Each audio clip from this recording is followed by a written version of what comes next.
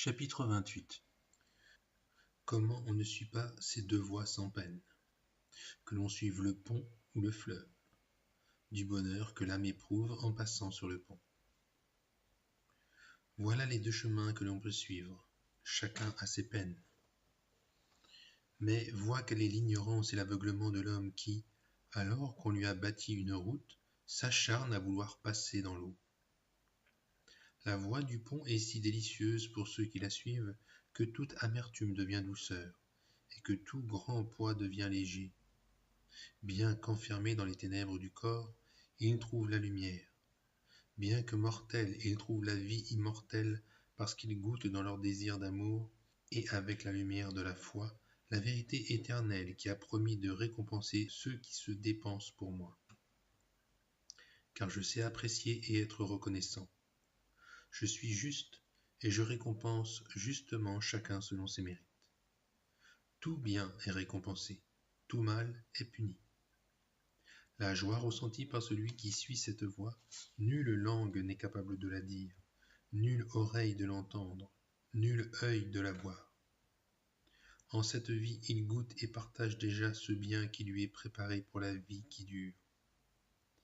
Il est donc bien fou celui qui dédaigne un si grand bien et qui choisit de goûter en cette vie les arts de l'enfer, en passant par la voie d'en dessous, où il avance au milieu de 1000 fatigues, sans aucune consolation et sans aucun bien. À cause de leurs péchés, ils se privent de moi qui suis le suprême et éternel bien. Tu as donc bien raison de te lamenter, et je veux qu'avec tous mes autres serviteurs vous soyez continuellement affligés pour les offenses qui me sont faites, continuellement compatissants pour le tort qu'ils se font et pour leur ingratitude qui m'outrage. Je t'ai montré et je t'ai dit comment était fait ce pont. Je te l'ai dit pour t'éclairer sur ce que je t'avais déjà dit, à savoir que mon fils unique était un pont, et tu vois que c'est vrai, bâti grâce à l'union de la grandeur avec la bassesse. Chapitre 29. Comment ce pont s'étant élevé au ciel le jour de l'ascension ne quitta cependant pas la terre. Lorsque mon fils unique revint à moi, 40 jours après la résurrection, ce pont s'éloigna de la terre, c'est-à-dire de la société des hommes, et se leva jusqu'au ciel en vertu de ma nature divine. Il se plaça à ma droite. C'est ce que l'ange dit aux disciples le jour de l'ascension. Alors qu'ils étaient comme des morts tant leur cœur s'était élevé pour monter au ciel avec la sagesse de mon Fils, ne restez plus là, car il est désormais assis à la droite du Père. Mon Fils ainsi élevé est revenu vers moi, son Père, j'envoyai le Maître, c'est-à-dire le Saint-Esprit, qui vint vers vous avec ma puissance, avec la sagesse de mon Fils et avec sa propre clémence. Comme il n'est qu'une seule chose avec moi et avec mon Fils, il consolida la voie de la doctrine que ma vérité avait laissée au monde. Cependant, si la présence de mon Fils quitta les disciples, son enseignement ne le quitta point. Ni les vertus, véritables pierres bâties sur cette doctrine, qui n'est qu'une seule chose avec la voie que vous a faite ce doux et glorieux pont. Il a d'abord agi, et c'est avec ses actions qu'il a fait cette voie, en vous enseignant la doctrine plutôt par l'exemple que par les paroles. Il fit bien avant de parler. C'est cet enseignement que la clémence du Saint-Esprit confirma en fortifiant l'esprit des disciples pour qu'ils confessassent la vérité, pour qu'ils annonçassent cette voie, c'est-à-dire la doctrine du Christ crucifié, pour qu'ils redressassent les injustices et les faux jugements du monde, injustices et faux jugements dont je te parlerai plus abondamment. Je t'ai dit cela pour qu'aucune ténèbre ne tombe dans l'esprit de ceux qui m'écoutent et qu'ils ne puissent penser par exemple que s'il est bien vrai que le corps du Christ est devenu un pont par l'union de la nature divine avec la nature humaine, il a dû forcément abandonner les hommes en montant au ciel. Il nous servait de voie, pourrait-il dire, il nous enseignait la vérité par son exemple et ses actions, mais maintenant, que nous reste-t-il? Où trouver la voie? Je vais te le dire, ou plutôt, je vais le dire à ceux sur qui pourrait tomber une telle ignorance. La voie de sa doctrine, celle dont je t'ai parlé, est confirmée par les apôtres, affirmée par le sang des martyrs, illuminée par la lumière des docteurs, proclamée par les confesseurs, rapportée par les évangélistes, tous témoins qui confessent la vérité dans le corps mystique de la Sainte Église. Ils sont cette flamme placée sur le candélabre pour montrer la voie de la vérité qui mène à la vie dans une lumière parfaite. Comment te le montrent-ils? Par expérience, parce qu'ils l'ont éprouvé en eux-mêmes. Ainsi chacun est-il éclairé en connaissant la vérité, s'il le veut, c'est-à-dire s'il ne veut pas se priver de la lumière de la raison à cause de son amour-propre déréglé. Il est donc vrai que sa doctrine est véritable, et qu'elle est demeurée ici-bas comme une nacelle qui arrache les âmes à la tempête et les conduit au havre du salut. Je vous fis donc tout d'abord un pont matériel avec le corps de mon Fils, enseignant au milieu des hommes. Mais le pont visible, une fois élevé au-dessus de la terre, la doctrine y est demeurée unie, à ma propre puissance et à la sagesse du Fils et à la clémence du Saint-Esprit. Cette puissance donne la fermeté à ceux qui suivent cette voie. Cette sagesse leur donne la lumière et leur fait trouver la vérité. L'Esprit Saint leur donne l'amour qui brûle et débarrasse tout amour sensible et ne laisse dans l'âme que l'amour de la vertu. Ainsi donc, de toute manière, soit par sa présence corporelle, soit par sa doctrine, il est la voie, la vérité et la vie. Et cette voie est ce pont qui vous conduit dans les hauteurs du ciel. C'est ce qu'il voulait dire par ces paroles. Je suis venu de mon Père, et je retourne à mon Père, mais je reviendrai parmi vous. C'est-à-dire, mon Père m'a envoyé vers vous, et a fait de moi votre pont, afin que vous puissiez sortir du fleuve et arriver à la vie. Il ajoute, et je reviendrai vers vous. Je ne vous laisserai pas comme des orphelins, mais je vous enverrai le Paraclet. C'était comme si ma vérité vous avait dit, j'irai vers mon Père et je reviendrai, car par la venue du Saint-Esprit, qui est appelé Paraclet, vous serez mieux éclairés. Moi, je serai confirmé voie de vérité, et ma doctrine le sera aussi. Il a dit qu'il serait revenu, et il est revenu. Le Saint-Esprit, en effet, ne vient jamais seul, mais il vient avec la puissance du Père, la sagesse du Fils, et avec sa propre clémence. Tu vois donc qu'il est revenu, non point visiblement, mais avec ma puissance afin d'affermir la voie de la doctrine, qui est une route et qui ne peut ni s'écrouler, ni demeurer fermée à celui qui veut la suivre, puisqu'elle est solide et bien assise. Ne procède-t-elle pas de moi qui suis l'immuable?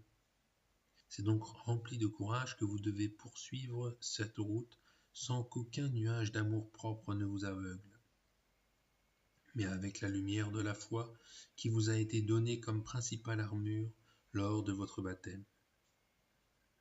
Voilà que je t'ai montré et fait connaître ce pont et cette doctrine qui forment un tout.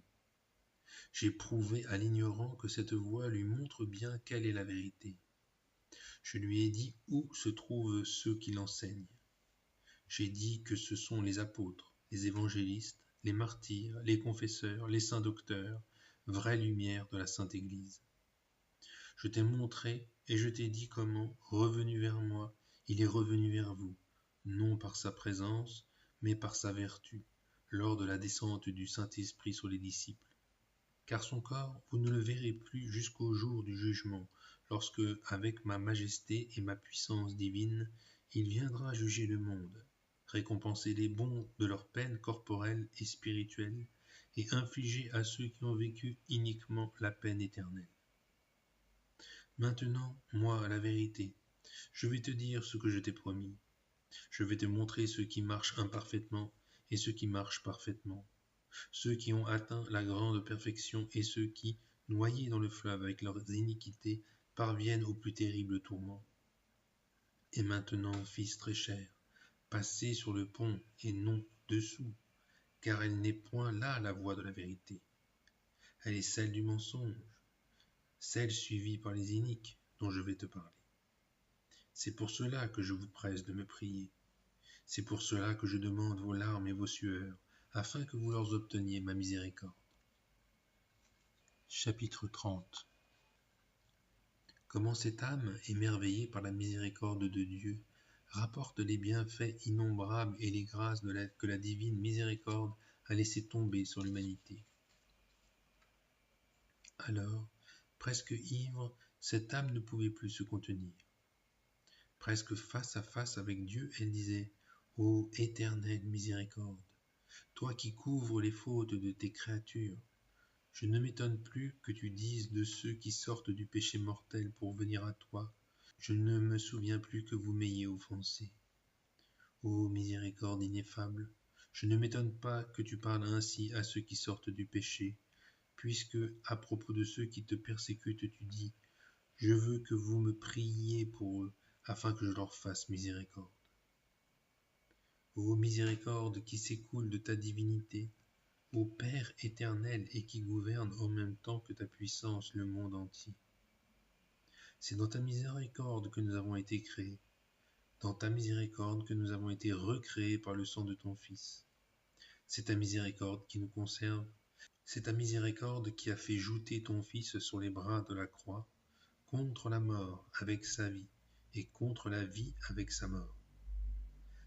C'est là que la vie a vaincu la mort de notre péché et que la mort de notre péché a arraché la vie du corps de l'agneau immaculé. Qui a été vaincu? La mort. Qui en a été cause? Ta miséricorde. Ta miséricorde donne vie. Elle donne cette lumière qui permet de connaître ta clémence dans chaque créature, dans les justes comme dans les pécheurs. Au plus haut des cieux, ta miséricorde resplendit comme elle resplendit dans tes seins. La terre entière, si je la regarde, foisonne de ta miséricorde. Mais dans les ténèbres de l'enfer, ta miséricorde brille encore, puisque tu n'accables pas les damnés de toute la douleur qu'ils méritent. Avec ta miséricorde, tu tempères ta justice. Par miséricorde, tu nous as lavés dans le sang. Par miséricorde, ô fou d'amour, tu as voulu vivre avec tes créatures. T'incarner ne t'a point suffi, c'est mourir que tu as voulu. Mais la mort ne te suffisait point encore. Tu descendis aux enfers pour délivrer les saints patriarches, afin qu'en eux s'accomplisse aussi ta vérité et ta miséricorde. Puisque ta bonté a toujours promis de récompenser ceux qui te servent en vérité, te voilà descendant dans les limbes pour sauver des peines ceux qui t'avaient servi. C'est ta miséricorde, je le vois, qui t'a poussé à donner à l'homme davantage encore, puisque tu t'es laissé toi-même en nourriture afin que, faibles que nous sommes, nous acquérions la force et nous ne perdions pas par notre ignorance le souvenir de tes bienfaits. N'est-ce point pour cela que tu l'offres chaque jour à l'homme dans le sacrement de l'autel, dans le corps mystique de la Sainte Église? À qui devons-nous cela? À ta miséricorde. Ô miséricorde, le cœur s'y perd. De quelque côté que mon esprit se tourne et pense, je ne vois que miséricorde. Père éternel, excuse mon ignorance. J'ai osé parler devant toi, mais que l'amour que j'ai pour ta miséricorde me serve d'excuse auprès de ta clémence. Chapitre 31. De l'indignité de ceux qui passent par le fleuve, sous le pont. Comment l'âme qui suit cette voie est appelée par Dieu arbre de mort enraciné dans 4 vices principaux.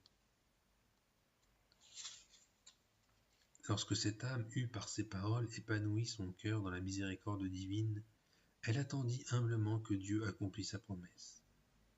C'est pourquoi, se faisant de nouveau entendre, Dieu dit « Mon enfant bien-aimé, tu m'as parlé de ma miséricorde, parce que je te l'ai fait goûter et voir lorsque je t'ai dit « Voici ceux pour lesquels je vous conjure de me prier. » Mais sache que, sans qu'aucune comparaison soit possible, ma miséricorde est plus grande encore que vous ne sauriez le voir, puisque ta vue est imparfaite et limitée, alors que ma miséricorde est parfaite et illimitée.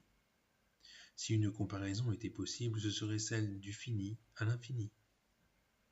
J'ai voulu que tu goûtes cette miséricorde, et même cette dignité de l'homme, afin que tu connaisses mieux la cruauté et l'indignité de ces iniques qui passent par le chemin d'en dessous. Ouvre l'œil de ton intelligence, et regarde ceux qui se noient volontairement. Regarde dans quelle indignité ils sont tombés par leur faute. Ils ont commencé par devenir malades en concevant le péché mortel dans leur esprit, mais ils meurent à la grâce lorsqu'ils l'enfantent. Comme des cadavres insensibles qui ne peuvent se mouvoir d'eux-mêmes, ils sont noyés et ballottés par le fleuve de l'amour déréglé pour le monde. Ils sont morts à la grâce. Parce qu'ils sont morts, leur mémoire ne sait garder aucun souvenir de ma miséricorde. L'œil de leur intelligence ne sait plus ni voir ni connaître ma vérité, puisque ce sens est mort pour eux. Je veux dire que leur intelligence ne se propose plus pour objet que leur propre personne et l'amour mort de leur propre sensualité. Dès lors, comment leur volonté ne serait-elle pas également morte à ma volonté? Ces trois puissances étant mortes, toutes leurs actions matérielles ou spirituelles sont mortes à la grâce, ne peuvent plus se défendre contre leurs ennemis, ni céder elles-mêmes quand je les aide. Il est vrai cependant que chaque fois que ce mort, en qui demeure encore le libre arbitre, demande mon secours, pendant qu'il habite son corps mortel, il peut l'obtenir. Tout seul, il ne pourrait rien. Il s'est rendu insupportable à lui-même, et pour vouloir dominer le monde, il est dominé par cette chose qui n'est pas, le péché. Le péché est moins que rien, et lui s'est fait le serviteur et l'esclave du péché. J'avais fait d'eux des arbres d'amour au moyen de la grâce reçue dans le saint baptême, et eux se sont faits des arbres de mort puisqu'ils sont morts. Sais-tu où ces arbres ont leurs racines? Dans l'orgueil qui nourrit leur amour-propre sensible. Leur moelle est l'impatience, leur rejeton l'indiscrétion. Voilà les quatre principaux vices qui tuent l'âme de celui dont je t'ai dit qu'il était un arbre de mort. Dans cet arbre vit le ver de la conscience qui, pendant que l'homme est en état de péché mortel, se fait très peu sentir. Les fruits de cet arbre sont mortels, parce qu'ils ont puisé leur suc dans la racine de l'orgueil, et l'âme pauvrette se remplit d'ingratitude, source de tout mal. Si elle avait pour moi quelque gratitude, elle me connaîtrait. En me connaissant, elle se connaîtrait elle-même et demeurerait ainsi dans mon amour. Mais parce qu'elle est aveugle, elle se donne au fleuve sans voir que l'eau court et ne l'attend pas. Chapitre 32. Comment les fruits de cet arbre sont aussi variés que les péchés, du péché de la chair. Les fruits mortels de cet arbre sont aussi variés que les péchés. Il y a des hommes qui sont devenus une nourriture pour les bêtes. Je veux dire qu'ils vivent d'une manière immonde, roulant ainsi que des porcs, leur corps et leur esprit dans le fumier de la concupiscence. Ô âme vile, qu'as-tu fait de ta dignité? Tu étais la sœur des anges, tu n'es plus qu'un animal. Ils se vautrent tellement dans ces infamies que non seulement je ne puis les supporter moi-même, suprême pureté, mais que les démons dont ils se sont faits les serviteurs ne peuvent supporter eux-mêmes de les voir commettre tant d'obscénités. Nul péché n'est aussi abominable et ne prive davantage de la lumière de l'intelligence que celui-là. C'était une vérité connue de tous les philosophes, qu'il avait reçue non de la grâce, puisqu'ils ne la possédaient pas, mais de la nature elle-même qui leur montrait que ce péché obscurcissait l'intelligence. Voilà la raison pour laquelle ils se maintenaient chastes pour mieux étudier. Ils repoussaient également loin d'eux les richesses, afin de ne pas occuper leur cœur de ce souci. Ce n'est point ce que font ces rustres et faux chrétiens, qui ont perdu la grâce par leur propre faute. Chapitre 33. Comment certains ont pour fruit l'avarice, des maux qui en découlent. Il en est dont les fruits sont des fruits de terre. Ce sont les avares et les cupides, qui font comme la taupe qui se nourrit de terre jusqu'à la mort, et qui, la mort survenant, ne peuvent lui échapper. Dans leur avarice, ils méprisent ma générosité, puisqu'ils vendent le temps à leur prochain. N'est-ce pas ce que font les usuriers, qui sont devenus voleurs et cruels envers leur prochain, pour n'avoir pas gardé souvenir de ma miséricorde? S'ils l'avaient gardé, ils ne seraient pas si cruels envers eux-mêmes et envers leur prochain. Ils useraient de pitié et de miséricorde, envers eux-mêmes en pratiquant la vertu, et envers leur prochain en le servant charitablement. Oh, qu'ils sont nombreux ceux qui commettent ce péché, Que d'homicides, que de vols, que de rapines, que de gains illicites, quelle cruauté, quelles injustices! Ce péché tue l'âme, le rend esclave des richesses et désobéissante au commandement de Dieu. Il n'aime que par intérêt. Ce vice naît de l'orgueil et nourrit l'orgueil. L'un procède de l'autre parce que chacun, faisant état de sa propre ambition, tombe aussitôt dans l'autre vice. Ils vont donc de mal en pire, à cause de leur misérable orgueil, de cette avidité de paraître. C'est là un feu dont la fumée d'ostentation et de vanité nous pousse à nous parer de ce qui ne nous appartient pas. C'est une racine qui nourrit de nombreuses branches, dont la principale est celle de l'ambition, qui engendre la volonté d'être toujours plus que son prochain. Elle engendre ces sentiments qui, loin d'être sincères et généreux, sont simulés et trompeurs, puisque la langue dit le contraire de ce que leur cœur pense. Cachant la vérité, mentant par intérêt, voici naître l'envie, ce ver qui ronge sans cesse et ne laisse profiter personne ni de son propre bien, ni de celui des autres. Comment ces iniques plongés dans une telle infamie pourraient-ils donner un peu de leur bien aux pauvres, puisqu'ils volent celui des autres? Comment peuvent-ils ôter cette immondice de leur âme, puisqu'ils l'y mettent eux-mêmes? Parfois, ils deviennent des animaux si bas qu'ils ne regardent plus ni leurs filles ni leurs parents et les entraînent avec eux dans leur désordre. Ma miséricorde cependant consent à les soutenir et ne pas ordonner à la terre de les engloutir, afin qu'ils puissent reconnaître leurs fautes. Comment donneraient-ils leur vie pour le salut des âmes, quand ils ne peuvent donner leur richesse?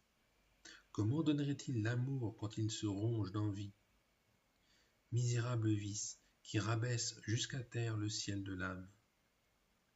Je l'appelle ciel parce que j'en avais fait un ciel dans lequel j'habitais par ma grâce, me scellant en elle et y faisant ma demeure par amour.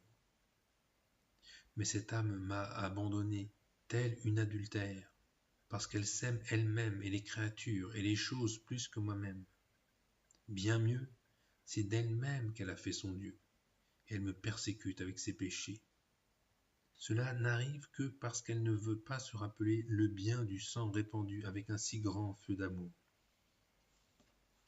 Chapitre 34. Comment le fruit de certains puissants est l'injustice.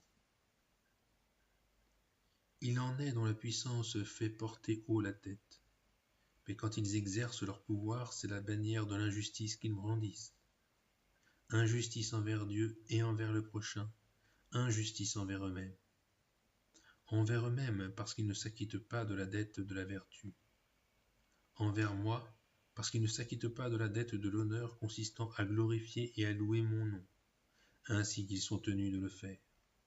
Comme des voleurs, ils volent ce qui m'appartient et le donnent à cette serve, leur propre sensualité. Voilà comment ils sont injustes envers moi et envers eux-mêmes. Aveugles et ignorants qu'ils sont, puisque, à cause de leur amour-propre, ils ne me connaissent pas en eux-mêmes. Tous pareils à ces juifs et à ces ministres de la loi qui, aveuglés de jalousie et d'amour-propre, ne connurent pas la vérité de mon Fils unique, et ne s'acquittèrent point de la dette qui constituait à reconnaître la vérité éternelle qui vivait au milieu d'eux. La vérité elle-même avait dit « Le royaume de Dieu est parmi vous ». Mais eux ne le connaissaient point. Pourquoi? Parce qu'ainsi que nous l'avons dit, ils avaient perdu la lumière de la raison. Et c'est pourquoi ils ne s'acquittaient point de la dette de mon honneur, de ma gloire et de la sienne, puisqu'il n'était qu'une seule chose avec moi. Tels des aveugles, ils commirent une injustice en le persécutant de leurs outrages jusqu'à la mort sur la croix. C'est ainsi que ces puissants sont injustes envers eux-mêmes, envers moi et même envers leurs prochains. Quand ils revendent la chair de leurs sujets et de tous ceux qui leur tombent sous la main. Chapitre 35. Comment, par ces fautes et par d'autres, on tombe dans les faux jugements, de l'indignité dans laquelle ils vous font tomber. C'est à cause de ces vices et d'autres encore qu'ils tombent dans le faux jugement, ainsi que je te l'expliquerai plus loin. toujours scandalisé par mes interventions, qui sont toutes justes, toujours faites par amour et par miséricorde. C'est à travers le faux jugement, c'est empoisonné par l'envie et l'orgueil, qu'il juge toutes les actions de mon fils. C'était l'imposture qui faisait dire c'est par Belzéboul qu'il agit. C'est ainsi que, vivant dans l'amour-propre, dans l'iniquité, dans l'orgueil, dans l'avarice, dans l'envie, sans discrétion, plein d'impatience et de mauvaises actions, il se scandalisait sans cesse de moi et de mes serviteurs qu'il jugeait hypocrites. Parce que leur cœur est pourri et leur goût corrompu. Les choses bonnes leur semblent mauvaises, et les mauvaises, c'est-à-dire la vie désordonnée, leur semblent bonnes. Ô aveuglement humain, que ne considères-tu ta dignité? Voilà que de grand tu es devenu petit, que de maître tu es devenu serf du plus vil maître qui puisse être, puisque tu es serf et esclave du péché. Et l'on devient ce que l'on sert. Le péché étant néant, tu es donc devenu néant. Tu t'es ôté la vie, tu t'es donné la mort. Cette vie et ce pouvoir vous ont été donnés par le Verbe de mon Fils unique, ce glorieux pont. Alors que vous étiez les esclaves du démon, il vous a arrachés de votre servitude. J'en ai fait moi-même un serviteur, pour qu'il vous libérât de la servitude. Je lui ai imposé l'obéissance pour qu'il consumât la désobéissance d'Adam. J'ai soumis cet humble à la mort de la croix pour qu'il confondît l'orgueil. Par sa mort, il a détruit tous les vices, afin que nul ne puisse dire « tel vice subsiste ». Il n'a été ni puni ni martelé par la souffrance. Ne t'ai-je pas dit qu'il avait fait une enclume de son corps? Tout est mis en œuvre pour sauver les hommes de la mort éternelle. Mais voilà qu'ils méprisent le sang et qu'ils le piétinent avec leur amour désordonné. Voilà l'injustice, voilà le faux jugement dont j'accuse le monde et pour lequel le monde sera condamné au jour du jugement. Voilà ce que ma vérité voulait dire par ces paroles: j'enverrai le Paraclet, qui convaincra le monde d'injustice et de faux jugement. Et le monde a été condamné lorsque j'ai envoyé le Saint-Esprit sur les apôtres. Chapitre 36.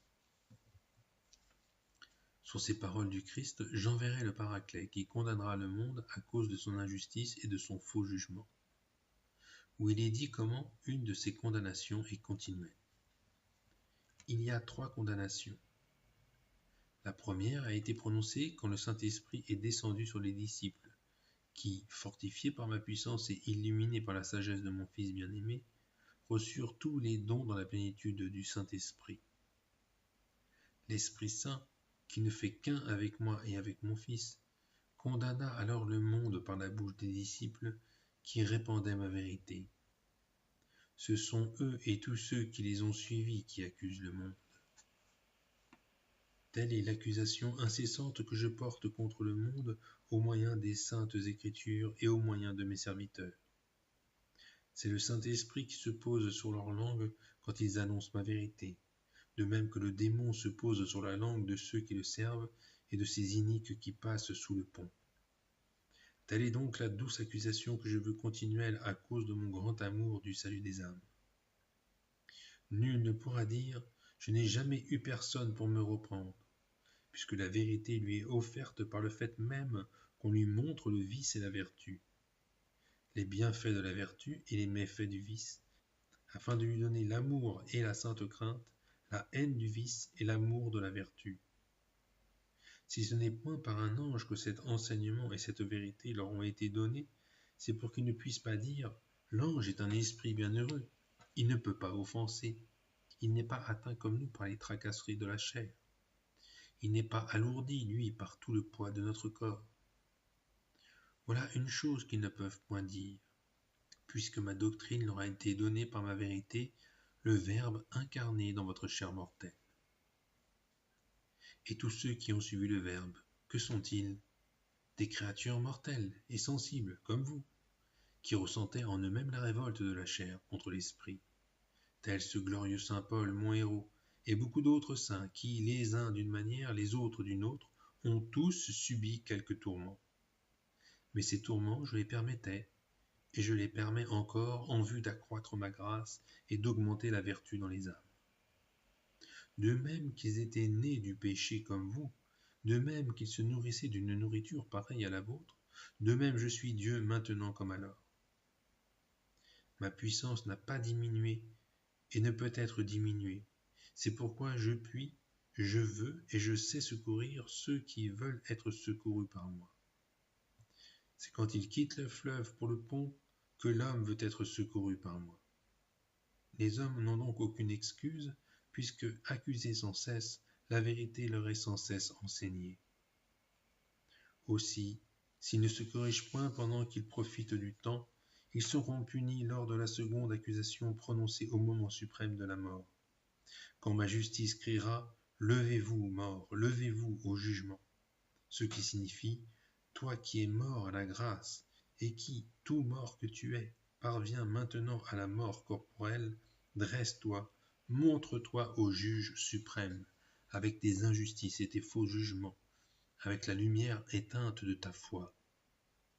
Cette lumière, tu l'avais acquise toute allumée dans le saint baptême, mais tu l'as éteinte avec le souffle de ton orgueil, avec la vanité de ton cœur. Tu as fait de celui-ci une voile offerte à tous les vents qui contrariaient ton salut.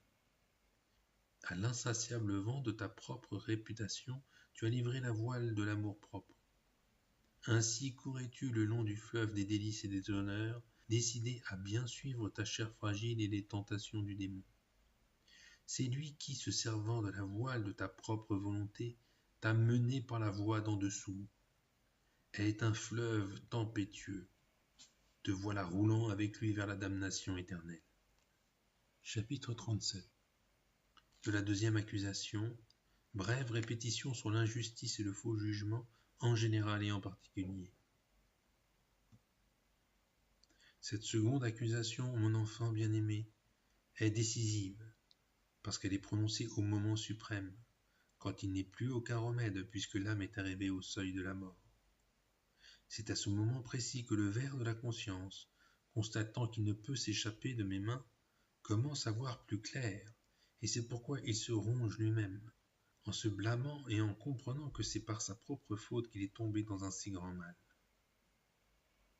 Si cette âme possède la lumière pour connaître et regretter sa faute, non point à cause de l'enfer qui l'attend, mais parce qu'elle m'offense, moi la suprême et éternelle bonté, elle pourrait encore rencontrer ma miséricorde. Mais si elle dépasse ce point mortel sans lumière, avec seulement le rongement de conscience, sans espoir dans le sang, ou bien encore en souffrant davantage pour sa propre perte que pour l'offense qui m'est faite, alors elle tombe dans l'éternelle damnation. Cette âme sera cruellement condamnée par ma justice, à cause de son injustice et de son faux jugement. Non pas seulement pour son injustice et son faux jugement en général. Elle en a fait preuve dans toutes ses actions temporelles, mais surtout et plus particulièrement pour ce jugement qu'elle a porté au dernier moment quand elle a jugé son malheur plus grand que ma miséricorde. Voilà le péché impardonnable, dans ce monde et dans l'autre.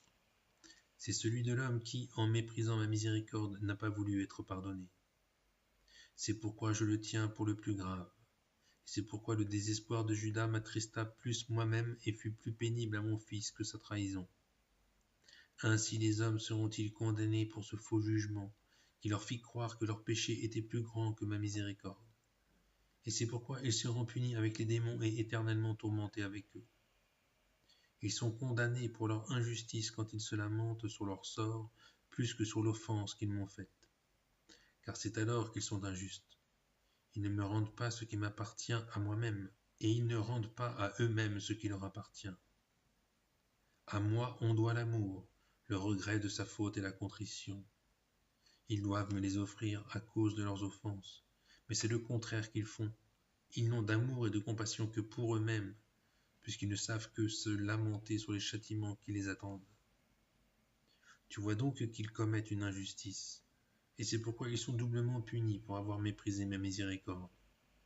C'est donc justement que je les condamne, eux, leurs fidèles servantes, la sensualité, et leur cruel tyran, le démon, dont ils s'étaient faits les serviteurs par l'entremise de cette servante, afin qu'ils soient punis et tourmentés ensemble, puisque c'est ensemble qu'ils m'ont offensé.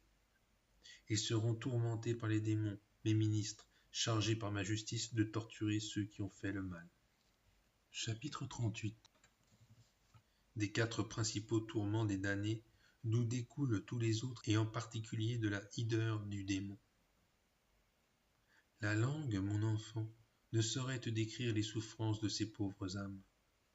De même qu'il y a 3 vices principaux, l'amour de soi, d'où sort le deuxième, le désir d'être considéré qui engendre à son tour le troisième, l'orgueil avec son cortège de faux jugements, de cruauté et de tant d'autres fautes immondes, de même il y a en enfer 4 principaux tourments d'où découlent tous les autres. Le premier consiste dans la privation de ma vision. C'est un si grand châtiment que, si elle le pouvait, l'âme choisirait le feu et tous les tourments plutôt que d'être privée de moi en échappant à ses peines. Ce premier tourment éveille dans l'âme des damnés le second, celui du ver de la conscience qui sans cesse la ronge quand par sa faute elle se voit indigne de moi, de la conversation des anges et digne seulement des démons et de leurs visions. Ainsi de même que les saints exultent sans cesse dans la vision qu'ils ont de moi, renouvelant sans cesse dans la joie la récompense obtenue par les souffrances qu'ils ont supportées avec un si grand amour pour moi et un si grand mépris pour eux-mêmes, de même ces malheureuses âmes renaissent sans cesse dans le torturant supplice de la vision des démons. Plus elles les voient, plus elles se connaissent. Je veux dire qu'elles connaissent que c'est par leur faute qu'elles en sont devenues dignes. Aussi le ver de la conscience les ronge-t-il davantage, et le feu de cette conscience ne cesse-t-il de les brûler. Bien mieux, leur souffrance s'accroît encore quand elles voient le démon sous son vrai visage, et ce visage est si horrible qu'il n'est point d'homme assez courageux pour pouvoir l'imaginer. Tu sais, s'il t'en souvient encore, que te l'ayant montré une fois, un tout petit instant seulement, un véritable point, tu aurais préféré une fois revenu à toi, marcher sur une route de feu jusqu'au dernier jour du jugement et la parcourir sans cesse plutôt que de le revoir. Malgré tout ce que tu as pu voir, tu ne sais pas encore à quel point il est horrible. Car, par ma divine justice, il se montre plus ou moins horrible selon la gravité des fautes commises. Le 4e tourment est donc le feu. Ce feu brûle mais ne consume pas. L'âme ne peut pas consumer son être propre. Elle n'est pas une chose matérielle dont la matière pourrait être détruite par le feu. Elle est incorporelle. Mais moi, dans ma divine justice, je permets que le feu la brûle afflictivement, car ce feu afflige sans la consumer, et il l'afflige et il la brûle avec de grandes souffrances, plus ou moins selon la gravité des fautes. De ces 4 tourments découlent tous les autres, accompagnés du froid, du chaud, des grincements des dents. Voilà comment, après avoir été accusés en vain une première fois pendant leur vie, à cause de leur injustice et de leur faux jugement, une seconde fois au moment de la mort, ceux qui n'ont pas voulu espérer et qui se sont moins affligés pour l'offense qui m'a été faite que pour leur châtiment, reçoivent la mort éternelle. Chapitre 39. De la 3e accusation, portée au jour du jugement. Il ne me reste plus qu'à te parler de la 3e accusation, celle du dernier jour du jugement. Je t'ai parlé des 2 premières. Maintenant, pour que tu vois bien combien l'homme se trompe, je t'entretiendrai de la 3e, de celle au cours de laquelle ces malheureuses âmes sentiront leur peine renouvelée et accrue par l'union qui s'opérera entre l'âme et le corps. Intolérable condamnation qui engendrera pour elles honte et confusion. Sache donc qu'au dernier jour du jugement, lorsque le Verbe, mon Fils, revêtu de ma majesté, viendra condamner le monde avec sa puissance divine, il ne viendra pas comme ce pauvre qu'il était lors de sa naissance du sein de la Vierge, dans une étable au milieu des animaux, ou tel qu'il était au milieu des 2 larrons. En ce temps-là, ma puissance était cachée en lui. Je lui laissais endurer humainement les pires tourments. Non point que ma nature divine fût séparée de la nature humaine, mais je le laissais souffrir comme un homme, pour qu'il expiât vos fautes. Non, ce n'est pas ainsi qu'il viendra au moment suprême. Il viendra les accuser dans toute la puissance et dans tout l'éclat de sa propre personne. Toute créature tremblera de crainte, à chacun il rendra son dû. Pour les misérables damnés, son aspect sera un tel tourment, un si grand objet de terreur, qu'il n'est pas de langue capable de le décrire. Au juste, il inspirera en même temps qu'une crainte respectueuse, une grande jubilation. Non pas que son visage change, son visage en vertu de la nature divine est immuable, parce qu'il ne fait qu'un avec moi, et en vertu de la nature humaine, son visage est également immuable, puisqu'il a assumé la gloire de la résurrection. C'est à l'œil du damné qu'il apparaîtra tel, parce que c'est avec cet œil terrible et obscur qu'il porte en lui-même que le pécheur le verra. N'est-ce pas ce qui se passe pour un œil malade? Dans le soleil brillant, il ne voit que ténèbres, alors que l'œil saint y voit la lumière. Ce n'est point que la lumière ait quelque défaut. Le défaut est dans l'œil du malade. C'est ainsi que les damnés le voient en ténèbres, en haine et confusion, non pas à cause de quelque défaut de cette mienne majesté divine dont mon Fils se couvrira pour juger le monde, mais à cause de l'infirmité qui leur est propre.